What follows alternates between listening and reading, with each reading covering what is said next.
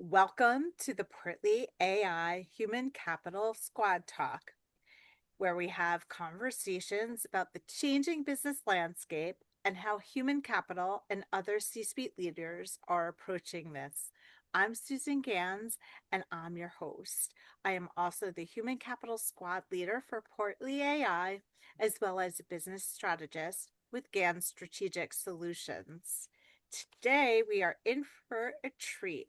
We are having a conversation with Dr. LouAnn Conner, who is the founder of Sagacious Think. Throughout her career, she's worked across engineering, operations, HR, strategy, mergers and acquisitions, and corporate governance. You might even call her a Renaissance woman. She's led global transformations for organizations ranging from government agencies like NASA to multinational technology companies and everything in between. What has become increasingly clear to her is that organizations struggle because growth eventually outpaces the systems, the leadership structures, the governance, and the decision making processes that supported earlier success. And I certainly relate to this because I tell clients all the time that the processes, the ways of approaching things that you had in your prior level of success and growth are not the same tools necessarily and structures that are going to bring you to your next level. So I appreciate that. But today, her work focuses on helping organizations scale without breaking by aligning strategy, operations, leadership, and governance. Welcome to Squad Talk, LouAnn. Thank you very much for having me. It's a pleasure to be here. Amazing. So, why don't you talk to our audience about how you have seen business changed over the last 3 years? Sure. I mean, where to begin, essentially? I think the easier answer would be where hasn't it changed? But I would say if you, I'll pick three. AI, I think that's just like the elephant in the room. Now companies have so much more data than they've ever had before, and so I think the challenge is really figuring out what can you do with it. Never mind the fact that you're looking at how it's going to be used, quality of data. I would say pace. Along with all that extra data, you've got everything's happening at a much more rapid pace. And so trying to be able to make decisions faster and just making sure that you're aligned and stay aligned along the way. And I think the third element, which almost naturally lends itself, is complexity. You've got AI with all that increasing amount of data. You've got the pace, which is accelerating. And then it's all equally becoming increasingly complex. Uh, Never mind everything else that's going on from geopolitics to just everything seems to be much more interwoven than ever before. So those would be my three. Yes, and it's a lot to process. So, my question is, as you work with companies, how do you get them to focus? Because you could get stuck and overwhelmed in any one of those three areas that you hit upon. I think it's one, it's making sure that they're aligned, getting alignment, and that starts at the leadership team, is making sure everyone's aligned on, I would say like the mission and vision of the company, not even from the leadership team, but with the board as well, and making sure that that's consistent across the organization. And having that alignment and then just being able to use that as kind of the starting point to anchor the conversation and taking it from there and then being able to prioritize. You've got a lot of efforts, you've got a lot of strategy, but how are you going to prioritize it? That ties back to what the mission and vision is of the company. Yes, I love what you're saying about anchoring in because it is so important. And I think people skip the important steps of understanding truly what is their mission and vision, what is that North Star that's going to guide the organization, because I guess it's more enticing to go right to the doing stage, and until you ask some questions about, well, why are you doing what you're doing, and people start to have that kind of aha moment. So I love that you're advising leadership and the boards Mhm. on grounding in that. And the other thing is prioritizing. And, prioritizing can also be overwhelming for folks because when things seem like equally important, but I think it's roles like you and I play is peeling back those layers and saying, like, what is it, the one thing you can do that perhaps would be a domino effect, if you will, and having impact on the business. Is that a fair statement? Is that some of the process you go through? Absolutely. I consider it like Pareto analysis. It's like here's the top things that are going to impact you, and let's address those first. And then to your point, I think the other things start to bubble to the surface. So things that you may not have even been able to consider are the pain or opportunity, conversely, is kind of buried under there until you take care of that most impactful part first. And I think that your other point about, everything can't be a priority one. And otherwise, how do you've got to prioritize at some point. And so, not only at the leadership level, but then be able to convey that message down throughout the organization. Yes, that communication's also important. So let's talk about HR and how HR is now transforming in this age of AI. Uh, it is. It is. I mean, across the board. Now you have more data than ever before for companies. You've got you've got risks, you've got opportunity. I mean, I would say risk in terms of AI, in terms of bias, having to address bias within the organization, and more broadly, you've got to how do you ensure that your workforce is has the skills and knowledge that they need to be able to fully leverage AI. And then I think, there's a lot of talk now about how AI is impacting entry level positions. How do you skill or develop or kind of replace your workforce as it starts to age? So there's a lot of complexity and some of those issues or challenges are overlapping, but some of them are distinctly different at the same time. Yes, and that's one of the reasons why we at Portly are very passionate about understanding skill sets and competencies and giving that transparency to the organization so they could do planning, but also the talent themselves so they could drive their careers and determine what makes sense. And I think, to your point about entry level positions, the the traditional notion that you and I might have grown up in of what an entry level position looks like is has to change Hmm.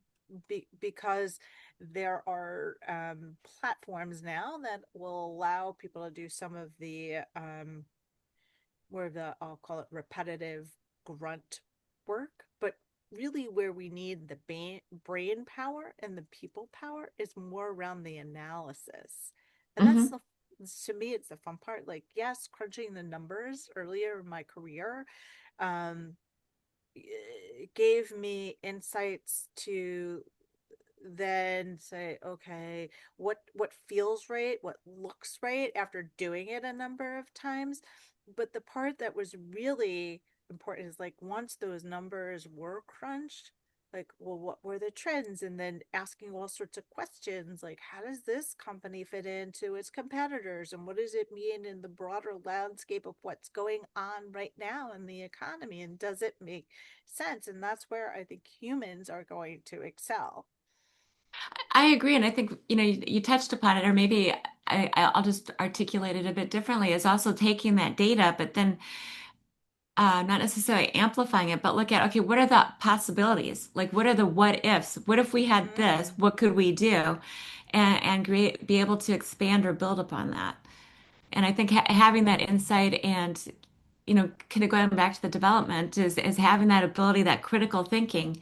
Now you've got all this information. How do you leverage it in a way that's really optimal for the organization? absolutely. So talk to me because we talk a lot here about what people are doing professionally, but we also like to hear what are people doing personally to drive transformation as everything is rapidly changing, as you said a few minutes ago. So on a personal level, I think for me, with AI, it's just been exploring what you can do with it. That I I'm a curious person by nature, I think, and so being able to see what the possibilities are, leverage it, ask questions, and and just kind of have new insights or grasp that I wouldn't have even thought of before. So I really enjoy that, and then just being able to kind of take those insights and back to work as well on occasion. And based on your personal experience, do you then share those lessons learned with your clients and the organizations you work with? Tell us more about that. Absolutely. So I think, I guess the lessons learned for me are like one thing I've enjoyed doing it is trying out the different like Claude versus OpenAI versus that, and just seeing, essentially what might the same question lead to what's different, how they respond or how they think about things differently. And so it's eye-opening to get that perspective. And so that's definitely something I shared is because it's in some ways it almost seems like they complement each other because they're learning their algorithms, what have you, are different.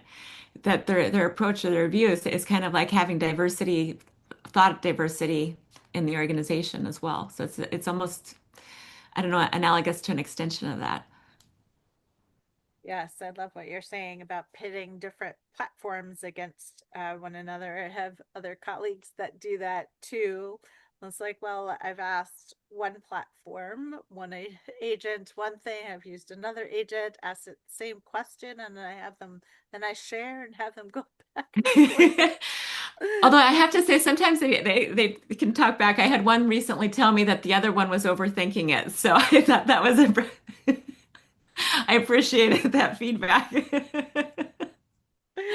It is funny when they have some of those almost human-ish qualities, but they're not humans, programmed like Exactly. humans, but not humans, and that's what we have to remember for sure. Exactly. Um, so share with us, this is my favorite question to ask, is what's something unexpected in your background that has informed your approach to transformation and change?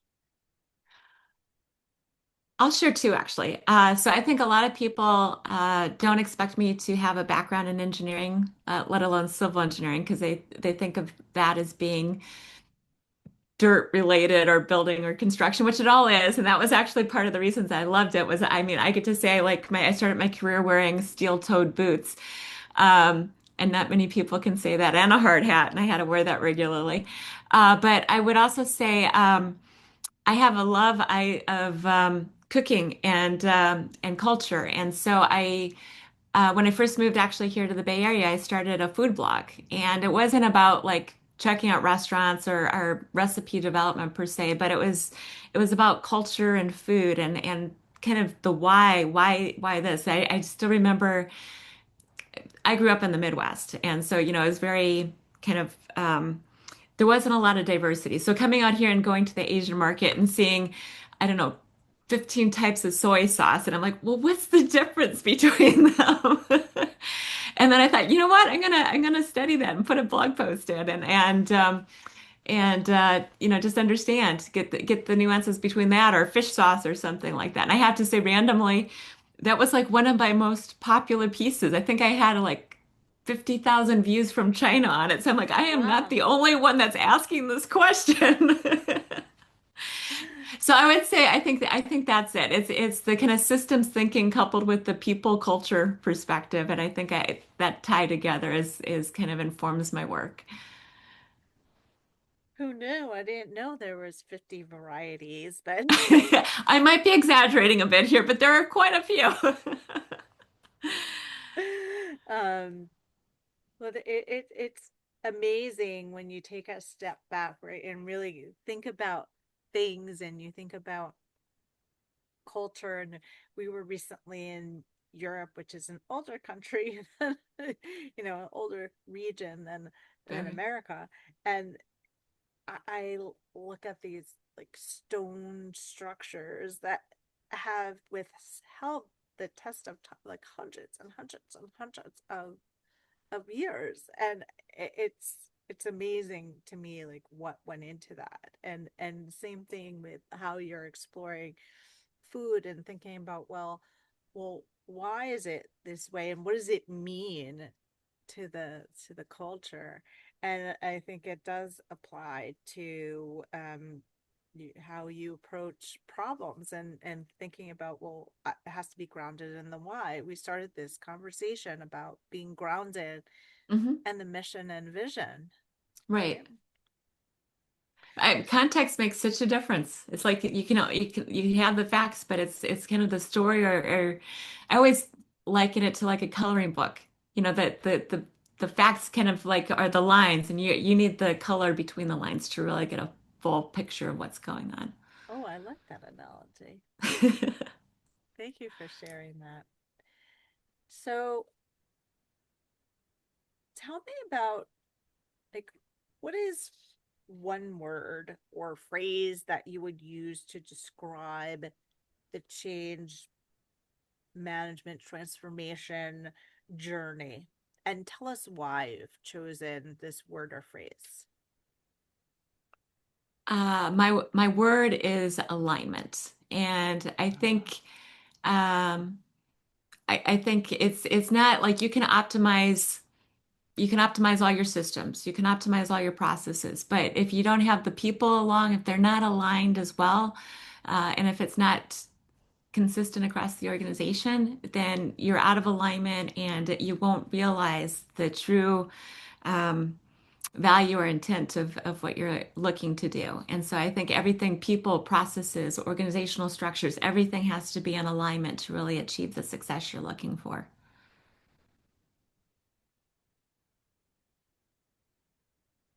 so I agree with you.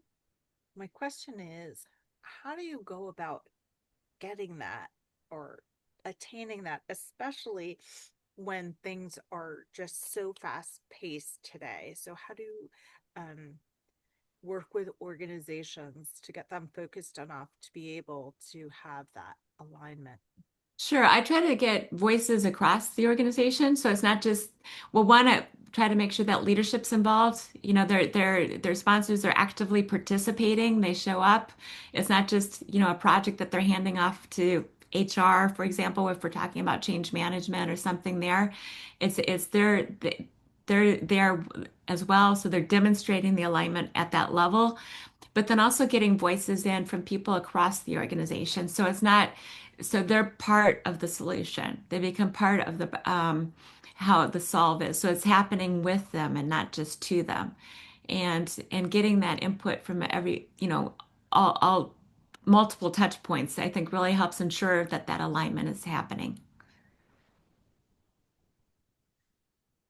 So when things are out of alignment, now I know, just using a chiropractor analogy, right?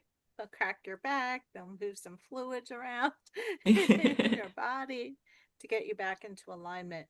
So what happens when these disparate voices might arise, which, not every organization is going to have perfect alignment. So how do you reconcile, if you will, these different voices and then communicate that back up to leadership? Well, I think one, I try to first verify, is it different voices? Is it because somebody doesn't have all the information or they're looking at the wrong facts or just clarity?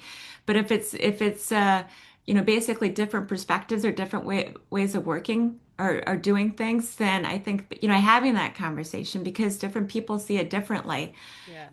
A lot of times, maybe some of the problems or challenges might be top down. Like here's the way we should be doing this, but the people that are actually there experiencing the problem see it differently. And so they have a different perspective, and that's where you need to that could be an opportunity right there, is just to have that conversation. Yes, and I think what you're saying is it opens the door.